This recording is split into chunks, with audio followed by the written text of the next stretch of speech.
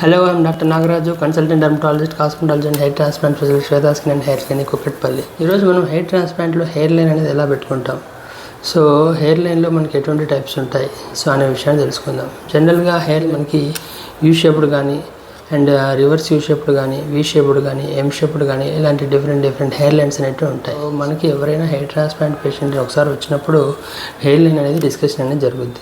So తన age అప్రోప్రియేట్గా and తన expectation match చేసుకునేసి మనకి విడోపిక్ ఉందా లేదా అండ్ టెంపోరల్ హెయిర్ లైన్ ఉందా లేదా, సో ఇవన్నీ మనం డిస్కస్ చేసుకుని గ్రాఫ్ట్ అవైలబిలిటీ అండ్ క్వాలిటీని చేసుకునేసి హెయిర్ లైన్ అనేది డిస్కస్ చేస్తాం. సో దీనిలో మనకి ఏంటంటే మనకి ఏ టైప్ ఆఫ్ లైన్ సూట్ అవుద్ది అండ్ డాక్టర్ గారు ఏ టైప్ ఆఫ్ లైన్స్ సజెస్ట్ చేశారు అనేది ఇంపార్టెంట్. సో ఒకటి ఏంటంటే అందరికీ చాలా వరకు కంటికి కరెక్ట్గా 2-3 సెంటీమీటర్స్ పైన నుంచి హెయిర్ లైన్ పెట్టుకోవాలని ఉంటుంది.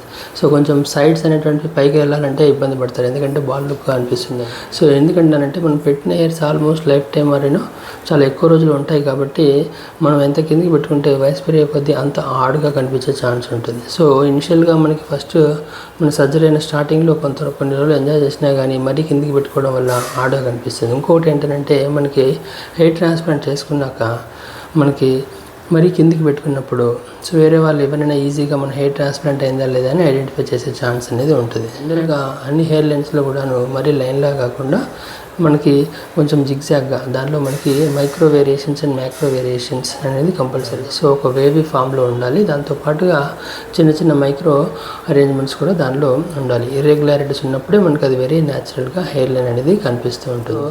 చూశారు కదా, హెయిర్ లైన్ అనేది it's always customisable for each individual person. దాని యొక్క డోనర్ ఏరియాని బట్టి వాళ్ళ యొక్క ఫేషియల్ సిమెట్రీని బట్టి ఒక్కొక్కసారి హెయిర్ లైన్ అనేది సిమెట్రిక్గా రావచ్చు, అసిమెట్రిక్గా రావచ్చు. సో బట్ స్టిల్ ఒకసారి హెయిర్ పెరిగాక మనకి ప్రాపర్గా కనిపిస్తుంది. అండ్ ఇందులో యూఆర్, వీఆర్, ఎం షేప్లో కూడాను మనకి సిమెట్రీ అసిమెట్రీ ఎందుకు వస్తుందంటే కూడా మన ఫేషియల్ సిమెట్రీని బట్టి కూడా మనకి పైథాగరస్ బ్యూటీ థియరం తీసుకునేసి కూడా మనకి nose, eyes and eyebrows and widow's peak ఇవన్నీ చూసుకునేసి ఒక మ్యాచ్ అవుతుందా లేదా చూసుకునేసి కొంతమందికి డాక్టర్ గారు సిమెట్రిక్ హెయిర్ లైన్ సజెస్ట్ చేస్తారు, కొంతమందికి అసిమెట్రిక్ హెయిర్ లైన్ సజెస్ట్ చేస్తారు. అండ్ ఎసిమెట్రిక్ కూడా మరీ ఎక్కువ వేరియేషన్ ఉండదు, little 0.5 centimetre to 1 centimetre variation max అనేది ఉంటుంది.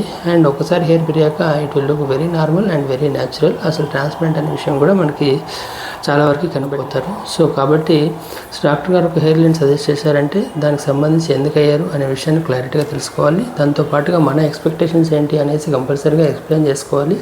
ఆ తర్వాత మనకి they should come to a proper conclusion.